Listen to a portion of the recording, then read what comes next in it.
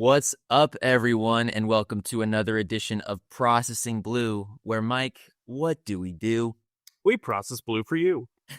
That's right. He's Mike K. I'm Alex Zetlow, and we are Carolina Panthers beat writers for the Charlotte Observer. We have a great show for you today. We'll rehash that strange loss the Panthers took to the Saints this past weekend. We'll then ask the question, where do the Panthers go from here? And then we'll give our predictions ahead of this monumental Bucs game. But Mike, first, I got to ask you, on a scale of 1 to 10, I know that you and myself and Scott Fowler all chose the Panthers to win this game. But on a scale of 1 to 10, how surprised were you with Sunday's result? Not super surprised, but I was surprised. I really thought, especially in that first half, it looked like they played up to the moment. Mm. And then it just felt like, as J.C. Horn said Monday, whatever could have gone wrong went wrong. And so, listen, this is a team that is young. They're figuring stuff out. They're going to make mistakes. But I saw a lot of veterans make mistakes. J.C. Horn, Derek Brown, A'Shawn Robinson, Ike Ekwonu. This wasn't just like a learning moment for them. I just don't think this team knows how to be a good team at the moment. And Luke Kuechly said something to that effect in an interview with J.J. Jansen on his SiriusXM show the other day. I caught wind of that before the Saints game, and I caught wind of that. I saw that on social media yesterday, which I thought, he really predicted the future there. Good teams typically can keep it up week to week, and they can beat teams that are playing above their talent level, which is what the Saints are doing. The Saints are not playing like a 4-10 team. They're playing like a middling team, pretty comparable to the Panthers. And I don't know what it is about that building, but the last head coach to win in New Orleans was Steve Wilkes with the Panthers. And so, I mean, I wasn't surprised in that they've really struggled in New Orleans. New Orleans is a loud place to play. That dome, for some reason, has like an adverse effect on them that the Mercedes-Benz Stadium does not, despite also being a dome. And, I thought Bryce Young played a fine game. I thought the play calling really didn't heighten once it was very clear that the penalties and the points were catching up to Dave Canales. And we'll talk about that a little bit more. But I want to toss this back to you and say, Alex, how surprised were you by this game? Because you expected this, I believe, to be a blowout, right? I expected it to be 10 points. And that was honestly me being pretty conservative in my expectation. But let's be clear. Listeners of the Processing Blue podcast and who read CharlotteObserver.com, particularly on those Sunday predictions, know to just stay away from what Alex thinks when it comes to game-by-game results. I am the closest of every predictor on the season total because I thought the Panthers could get 8 wins this year. Well, no, technically you're not. I had 7, so if they lose out, I'm correct. I mean, I guess. You really think they're going to lose out the last 3 games of the season, though? I don't, but... I mean, we're getting ahead of ourselves, but why not? Let's just jump into it. Well, no, I mean, I think their ceiling is probably 8 wins. Scott and I talked about it last week, and I'm not trying to be negative. I think this team is overachieved in a lot of ways. They've also underachieved against the Saints. So it's one of those things where it's like, yeah, it's hard to figure out what this team is week to week because you want to buy what they're selling one week to the next. The problem is, I think everything's starting to kind of even out, and they are what they are. Do I think they can beat the Buccaneers once? Yeah. I don't think they can beat the Buccaneers twice. As bad as the Buccaneers have been, this team just historically has not played them well over the last several years. And we saw that, that historical trend mattered against New Orleans this season. So, and as people turn off this podcast, because we've already gotten to the litany of woe, I think this is a team that, even if they win 7 or 8 games, is not a failure. I think they've made progress. That said, house money comes with expectations, as I wrote in the Access Panthers newsletter. Free newsletter to sign up for on any of our articles. Make sure you do. It comes out Mondays and Saturdays. You get some insight that you wouldn't get on the website from Alex Zedlow and myself. But as I rant, I think fans see that they can touch a division title for the first time in 10 years. They can potentially make the playoffs for the first time in 7 years or in 8 years. And when you see that glimmer of hope, you want to touch it. And it becomes unquenchable the way that you desire to get it, to say, hey, we're better than the Buccaneers who have won 4 straight division titles. You can finally slay the dragon. And before the season, you and I both thought they would come up short to Tampa. While I think they've played better than either one of us expected, I also think they have shown that they are what we kind of thought they were, from the standpoint of, this is a team that's going to have growing pains. It's a team that's going to slinky around this season. And while having expectations was not a big thing coming into the year, how you play is how people gravitate towards your expectations. And I think they raise the bar, which is a good thing, but that also leaves a sense of unfulfillment if you can't close.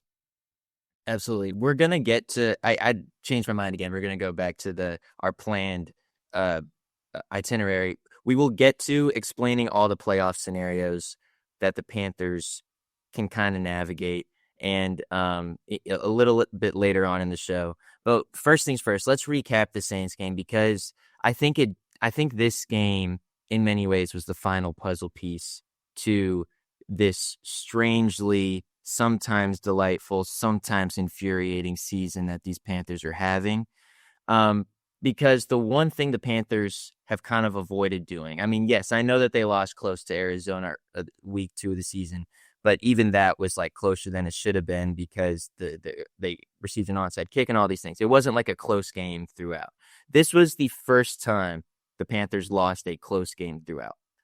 And all their other close games that was competitive throughout, the Panthers found a way to eke out a win. That's why you keep seeing these stats of Bryce Young notched another game-winning drive and stuff like this. Like that, it's because the Panthers just didn't really lose close games, and now they finally have. And so now everything is full circle when it comes to this like chaotic season the Panthers are going through. So let's identify some of the reasons in which how they lost this game to the Saints. Panthers lose 20-17 on a game-winning field goal by the leg of Charlie Smith. A lot of issues in this game. Panthers notched 11 penalties for 103 yards. 11 was tied for the second most in the league in week 15. The Commanders also had 11 penalties, and the Falcons somehow had 19 penalties. I don't know how that was freaking possible, but that happened. And then the penalty ultimately came down. It ultimately affected the last play of the game. The Saints were in position to kick a 62-yard field goal or so. Lathan Ransom lowers his head and makes head-to-head contact with Tyler Shuck. That's increases it by 15 yards, or it causes an unsportsmanlike conduct penalty or unnecessary roughness penalty 15 yards down the field, sets up a 47-yarder that ultimately sails true. Mike, where do you want to start in this game? Is it the penalties? Is it Bryce Young's play, who actually had a pretty efficient game but just couldn't kind of come up when it mattered most? Do you want to talk about the defense kind of being disjointed, particularly in the secondary in the fourth quarter? Where do you want to start this game?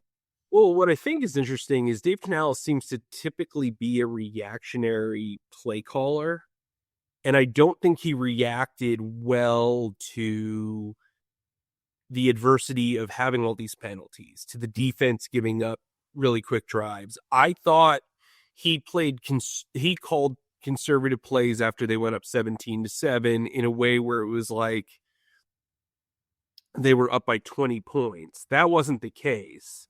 And I think when the Olave drive happened, where he and Shuck connected for 4 catches for 63 yards and a touchdown, and it was super fast, he didn't have answers to when the Saints were knocking on the door. And I think defensively, they were conservative throughout the second half as well. and that bit them as well. So I think from a coaching standpoint, it felt like they didn't adjust once it was very clear the Saints had all the momentum. But also on the players for executing, I thought some of the penalties were utterly ridiculous. And they knew coming into this that this referee group called a lot of penalties. The Derek Brown late hit, I think is hard for him to control. The Lathan Ransom hit was 100% a legitimate penalty. Whether Shuck sold it or not, it was going to be a penalty. I think it's hard to do that. I mean, as JJ Jansen put out on Twitter, he thinks they should eliminate the slide. I think it's very tough for linebackers and safeties who have a rev up in space to stop when a guy slides in traffic. And so QBs are going to weaponize that. And frankly, it's smart. I mean, I don't know if they're willing to balance that with potentially being in the concussion protocol for 2 weeks. But, I mean, it's a real legitimate problem. But based on the rules, that was a legitimate penalty to call. And they will call that almost every time. Mm-hmm. So I think it's a mixture of the penalties, the defense not adjusting well to those penalties, and the offense really not adjusting to anything that was really going on in the game. They started off hot, and they scored on the opening drive. Bryce Young had some pretty impressive throws. The Jalen Coker throw was definitely in his top 10 of throws as a professional. I thought Dave going for it on 4th and 1 was fine. I didn't love the play call of handing the ball off. Going backwards to go forward is never really the best move. Then again, I would have been annoyed if he ran at a shotgun too. So they just don't have that QB sneak answer. And as Dave said, you know, you don't want to run your 204 pounds. Well, he's listed as 204 pounds, but Dave said that he's about 190 pounds, and you don't want to put him in a pile. There's some people that push back that say that QB sneaks are all about the offensive line. That's not true. There are people that say, you know, the quarterback needs to be bigger or it's less of an injury risk than you think. Not true either. But, like, so what I would say is, like, Dave's logic is sound about not doing sneaks with Bryce Young. The problem is it's been 2 years and you don't have a sneak package at all. So, like, as I wrote on Tuesday, Mitchell Evans took snaps under center in college. He was a quarterback in high school. They ran about 11 short yardage plays with him at Notre Dame. He handled it well. He's been here all year. Why haven't you figured this out? And I think that's a legitimate criticism of Canales and Brad Idzik in that you get, like, they're pretty good on 4th down. Like, they have a 70% almost a 70% success rate. They're not that great on 3rd down though. So having a short yardage play that you know that you can go to in that situation would help them exponentially, I think, and would help them progress. You can't just throw shot plays every 4th down. You can't just run the ball with the running backs because while Chuba is typically good with short yardage plays, he was the runner to use on that play. It's not, the offensive line isn't always going to get that push that you need. And so to be so reliant on that, especially when you're going back to go forward, the momentum there just kind of doesn't help you. And so I think they really need to figure out their short yardage offense, whether it's in this year or heading into next year, if you're not going to use Bryce Young as a QB sneak guy. I know I'm rambling a bit, but, like, it was a very problematic game in all. Yeah, no, I'm glad you brought up the 4th down stuff, and particularly the Mitchell Evans, his history of being able to push the line forward and score. I'm pretty sure his first collegiate touchdown was from under center, right? That's what he told me. So gotcha. Yeah, no, well, yeah, that's what I read this morning, and so I was from you, obviously, and so I was like, oh wow, this is a real possibility. Now I do understand what Dave Canales said on the second half of his answer to you, when he said, well, we've also found a lot of success going deep on fourth down. The Panthers don't upset the Rams without those 2 deep touchdowns on fourth down, one to Jalen Coker, one to Teteroa McMillan. I understand that. But for the football purists, that I also understand where if you look at a team like the Philadelphia Eagles, who don't even mess around, if it's 3rd and 1, they're going to do the tush push. And they've had a lot of success sustaining drives that way too. I understand all of it. Did you get through what you wanted to get through when it comes to the play calling and really just about this Saints game as a whole? I mean, I agree with you too. A lot of those penalties were deserved for the most part. I think that because the Saints got penalized a lot too. It wasn't a one-sided kind of sort of deal. Sure. They are not. Yeah. So, like, I don't know, man. I think the secondary did those last 2 drives were really difficult. You're starting on the 9-yard line. The Saints are starting on the 9-yard line and have 57 seconds left to get into reasonable field goal range. Not sure how you give up chunk plays of 15 yards, 19 yards. I think another like a 9-yard pass, and then a penalty, an unnecessary roughness penalty that gets them into field goal range. I'm not sure exactly how that happens. But we can have this discussion about is prevent defense actually effective all day long. Every single defensive coordinator in the NFL does it. So clearly it is the right thing to do. Well, I think they went to it too early. Okay. That would be my 10 points in the NFL now, as we've seen, is not a runaway sort of win, especially when it's established in the early third quarter. And I just kind of thought the Saints took what the defense gave them, and it helped them move pretty quickly. J.C. Horn basically said that they ran pretty much the same play over and over again and were able to pick up yardage on that Olave drive. So I feel like this.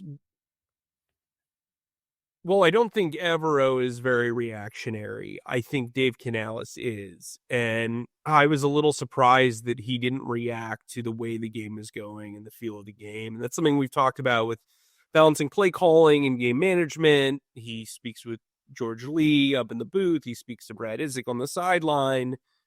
I just think, like, from a matter of fluidity of function, essentially, it is really hard to do that, especially when you're still kind of filling yourself out as an offensive play caller and as a head coach. So he's balancing both of those things. Plus he's working with the quarterbacks. Plus he's doing, you know what I mean? It's a lot for somebody. That's not even a criticism. It's just a lot. And, you know, there's no easy button for him or really for Bryce and with this offense. And I think that's something they really need to look at from an infrastructure standpoint. I'm not saying either one of them needs to go. I'm saying they need to kind of figure out how to make this thing go, so to speak. And whether that means having a legitimate offensive coordinator calling plays, whether that means adding a passing game coordinator who has play calling experience, who can aid in this, you know, whole thing that Brad and Dave are trying to create, whether that's, you know, making some changes to position coaching with somebody who has more experience. Like, they need to figure out the infrastructure of this offense because it's slinkied so much. And maybe, you know, maybe it'll get better with time, as a lot of things with this team have. But I just think staying static is not the answer here. Mm-hmm. Mm-hmm. But there's still 3 games left. Maybe they'll prove us wrong. They've done it pretty often of late. As Mike Jackson said yesterday, this is life in the NFL. If we win this game, we're not even talking about secondary issues. We're not even talking about blah, blah, blah. So that is all true. All right. So we are now going to employ our wonderful producer, Zach Dennis, who made some awesome full screen graphics that explain the playoff scenarios ahead of these Panthers. Zach, can you put those up real quick? Okay, perfect. The Panthers, and Mike, let's get into this. The Panthers can make the playoffs if, one, they sweep the Bucs. They play the Bucs this coming week in week 16 and then week 18 as well. And they can also and or they can make the playoffs if they beat the Bucs once, then beat the Seahawks in week 17, and the Dolphins beat the Bucs in week 17. So a little bit more complicated than if the Panthers would have just won on Sunday against the Saints. But here we are. The Panthers still technically control their own destiny. Next slide, please. Now, the Bucs can make the playoffs if they win any of their final 3 games. So one win against the Panthers would be fine. Sweeping the Panthers would be fine. And then the Bucs, in order to do that, they play the Panthers in week 16, the Dolphins week 17, and the Panthers week 18. So both teams technically control their own destiny. If you had to choose which path you'd probably want the Bucs. But Mike, is it realistic, considering what we just saw, that the Panthers make the playoffs this year with 3 games to go in the 2025 season? If the Dolphins hadn't been eliminated from playoff contention, I would say they'd have some real good insurance here. It's too even now, and I think the Bucs are a more talented team. Are they a more competent team? Who knows at this point? But I just think a lot of things are playing into the Buccaneers' favor. I mean, if you're telling me, here's the thing. Let's just put it down to the Bucs have won 9 of the last 10 games. A lot of their personnel is still the same. Still, same head coach for the most part. Like, different offensive coordinator from the last few years, okay? If you tell me, let me ask you this straight up. Do you have faith that the Panthers can beat the Seahawks? No. Do you have faith that the Bucs can beat the Dolphins? Yes. Do you think the Panthers can sweep the Buccaneers? That's where I'm getting stumped. That's what I'm saying. Like, that's the process of elimination there is, like, if you think that the Bucs can beat the Dolphins and the Panthers' best outcome is splitting with the Buccaneers, you're saying to yourself, well, I think the Buccaneers are the favorite during this road to the playoffs. Now, the Panthers aren't very predictable, outside of the fact that of late they have won one, lost one, won one, lost one, won one, lost one, which sets them up for the same act special of, sweeping the Buccaneers, technically in that order, if they're following that trajectory. This weekend is going to teach us a lot about this team, right? If they beat the Buccaneers and then they can beat the Seahawks and hopefully the Dolphins can, then week 18 doesn't matter. The thing is, if the Bucs win this one and then the Panthers lose to the Seahawks, who, by the way, are trying to get the number 1 seed and, one up the Los Angeles Rams. Look, they have a lot to play for because the Seahawks are basically the second best team in the NFC. And if they lose out to the Rams in the division race, they have the 4th seed and they don't get a home game. So, like, there's a lot at stake for them down the stretch. Now, maybe that doesn't matter after this week if they lose and the Rams win. But, I mean, to me, this is one of those down to the wire sort of, conference championships. Did you just make that conference championship joke because... division championships, because, like, the Rams are playing the Rams are playing the Cardinals in week 18. So, like, and the Seahawks are playing the 49ers. So, like, the Seahawks have to pretty much win their next 2 weeks to have a shot here. Yeah. And so I think the Seahawks are going to view that game as meaningful. They're not going to be resting starters. They're going to be going hard. And obviously Sam Darnold's coming back. There's added motivation there, though I'm sure he'll say that week that it doesn't really matter. Yeah. But, Baker Mayfield has extra motivation coming in here next week. So, I don't know. I think losing that Saints game was incredibly detrimental to their playoff run. That game could have been the ultimate insurance policy, because had they beat the Saints, if they would have just beat the Bucs this week, they would have won the division. Had they beat the Saints and lost to the Bucs next week, they wouldn't need any help from the Dolphins or what have you to still win the division. Like, that's tough, man. That's tough. And I think if you're the Panthers, you're going to look at these two Saints games as the games that really spoiled your feel-good story. Yeah. Oh, man. Could you just imagine, like, the New Orleans Saints, the 4-10 New Orleans Saints, and potentially the 2-12 New Orleans Saints, if the Panthers had their act together, are potentially keeping the Panthers from the playoffs. That's how it goes. Hey, that's how it goes. Here's why it's damning, because the Saints beat the Bucs the week prior and basically wiped out the Panthers' first loss to the Saints. So they were given a mulligan and they still could not complete the mission. And I think that is what's going to be frustrating to a lot of people at the top of the organization, because it's all right there. Again, when something is in front of you, that carrot on the stick, and you've never reached the carrot, but it's getting closer and closer, and you're yearning to grab it, and then it gets yanked away, that's going to create, I mean, it's, you don't want to think emotionally, but fans are going to do that, right? Like, people, it's human nature. And so I think that's going to be, if they don't make the playoffs, especially if they like end on a really sour note, like let's say they beat the Bucs next week and then they lose the next two, or they lose to the Bucs and then the Bucs beat the Dolphins. Even if they beat the Seahawks, I could see that being a very frustrating closing out period to this team. And it's a shame because the vibes in the building are as good as they've been since I've been here. The talent is as good as it's been since we've been here.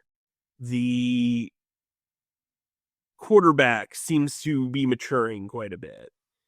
The offensive line seems to have an answer almost every other week when there's injuries every other week.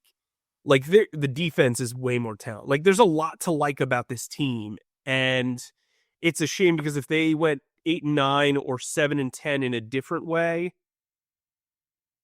I think that everybody would be lauded for the improvement that they did. But now, since they're so close to the division title and they had it in their hands, and right, they still control their destiny, I think the narrative, at least from a fan perspective, is going to be that of immediate disappointment. I think once everything cools down, you'll say to yourself, well, they improved by 3 wins the first year, 2 to 3 wins the second year. And they've always said that 2026 is going to be their thing. Privately and publicly, this team has wanted 2026 to be the time where they take that rocket ship and they don't come down for a while. And so I think that's where this team is. Like, they know that they want to be a contender next year. And they overachieved a bit this year.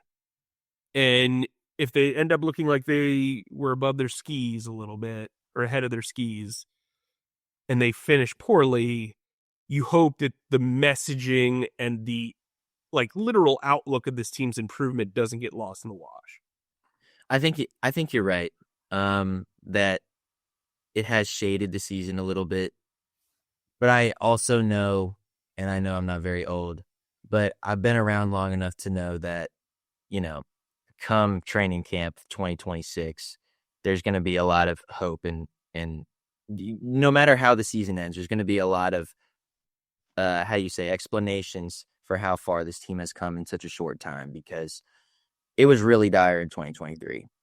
And 2 years later, they're fighting for a chance in the worst division of football, admittedly, but they're fighting for a playoff spot, and they're going to find a way to make that a hopeful thing. Let's talk about the Bucs and get out of here, because the Panthers play the Bucs in 2 of their last 3 games, and yes, the Bucs are reeling, but then once you go through their roster, you're like, yo, these guys are mad talented, kind of like what you're saying. Baker Mayfield has had a really good year so far, 2,999 yards passing, 22 touchdowns, 7 interceptions for a passer rating of 90.6. He has taken 29 sacks on the year, which is, I believe, more than he has in his previous 2 years in Tampa Bay. So something to look out for there. They don't have a super prolific run game. No runner has notched over 500 rushing yards yet. I know Bucky Irving has been hurt for a lot of the season. He's back now. He adds an explosive element to this rushing offense. But still, that's a thing to consider. Mike Evans is back now. He is not going to reach the 1,000 receiving yards milestone that he has. Yeah, we'll give him a break. Yeah, let's give him a break because, like, dude has been doing it for so long and he, like, was hurt for most of the year. So it's pretty remarkable that he's, like, even back out there and making the impact that he is. Emeka Egbuka is probably he is their most prolific receiver on the team this year. He's a rookie, and he's actually been out-receiving Teteroa McMillan. As far this year. Yeah. Because T-Mac did not have a great game against the Saints. So I just look at just this offense, dude, and I'm just like, yo, how did these guys lose to the Saints? I look at this offense, and I'm just like, how did they lose to a Falcons team that got penalized 19 times? Because it just doesn't make sense. This is like a Pro Bowl offense. So I get that they're reeling. Mike, how do you think they match up with the Panthers? Because at first glance, I think that they match up really well with the Panthers, aka the Panthers had their work cut out for them. Yeah, I think they match up as the more talented team. I think offensively, it's a very clear issue that Mike Jordan, the former Panthers guard, is starting for them at left guard. He's been terrible the last 2 weeks as far as just the eye test. Defensively, they've just given up a lot of yardage, and I think they're due for a bounce back. You think that they would reset after Mike Evans is screaming on his way to the locker room. I just don't think they've played very smart. I think that's the problem with this division in general, is none of these teams seem particularly intelligent in their approach to football sometimes. Like, the Falcons are like a Football Follies VHS every time I watch them. VHSs were before DVDs, by the way. Yes, I understand. Thanks, Mike. And you could order them you could order the Football Follies off the TV. It was a whole thing. But yeah, I just don't, I don't think any of these teams are going to win more than a playoff game. Baker's kind of fallen off over the last few weeks. He's probably handling the injury poorly. Although I do think this last game he played about as well as he has since dealing with some of his injury woes. Because it was his non-throwing shoulder, and obviously that messes with your mechanics and everything like that. But I thought he looked pretty good in that game, even though they lost. So, I mean, he did have the interception on that second to last scoring drive, which was brutal. But yeah, I mean, he's still Baker. He's still going to make big plays. He's still going to take chances. And if you can't get to him, as Scott and I said last week, he's going to make you pay. We did see the sacks show up against New Orleans. They had 5 sacks. You hope they can get similar pass rush production with Mike Jordan at left guard, especially from like the interior defensive linemen. But I still think the Bucs are more talented, and it's hard not to skew away from history because there are so many familiar faces in this matchup. And they really the Panthers just need to play sound. Like, they need to play them. They need to pretend there's a falcon on those helmets and try to make the most of this opportunity. One quick thing I wanted to bring up. According to team rankings, the Tampa Bay Bucs are pretty good as a run defense. Mm-hmm. They only allow 101.4 rush yards a game. That's a top 10 stat in the league. On the passing side, though, this defense is pretty vulnerable. Yeah, their secondary is not very good outside of Antoine Winfield. It sounds like Bryce Young needs to lead the Panthers to 2 critical wins. And is it really that simple? Is it reducing it? Is it super reductive to say that if the Panthers make the playoffs, it's on Bryce Young's shoulders? No, it's not. I think he's got to step up when his number's called. Okay. But I also think, and I'll say this, I think Dave Canales needs to allow him to step up when his number's called. Like, I thought the play calling in the second half after that first scoring drive against the Saints was pretty lame. Granted, we did see some mistakes before that 4th and 1. There was an audible and a change of protection, and it seemed like Chuba Hubbard didn't know what planet he was on. Dave Canales said that was not supposed to be a run with Bryce Young. Bryce kind of ran into Chuba. Like, there was so much confusion on that play. You can't have stuff like that. That cost you a couple of inches before you had to run for 4th and inches, right? And so I think they're just going to have to be sound. I think they've shown that when they execute, and they execute well and consistently, they can win. This offense is not super complicated. So when they do what they need to do, they can get up and they can score, and they can throw the ball with anybody. But they got to execute, and that's going to be partially on Bryce Young. And the quarterback gets more credit than he ever deserves, and he's going to get more flack than he ever deserves. That's the job. And that's, obviously both sides of the argument. There are people that think that Bryce is just not good enough. There are people that think he's great. Probably more so in between. I think he is good enough. Whether that's good enough to get them to the promised land, that's a whole other conversation, and one we'll probably have in the offseason. But I think he's good enough to get them to the playoffs if they need him to be the wagon. I got the Panthers. You know what? I just want this chaotic season to go on with consequential football. I got the Panthers winning 38-35 this week. In just an absolute shootout, because what the heck makes sense anymore? Mike, what do you got from a score? Well, since you picked the Panthers, I know that I have to pick the Bucs. I'm going to say 24-20. I don't know. I just think losing that Saints game was so deflating, and you hope that they can kind of figure this whole thing out. But to me, it's just, I don't know. Taking emotion and just looking at this objectively, I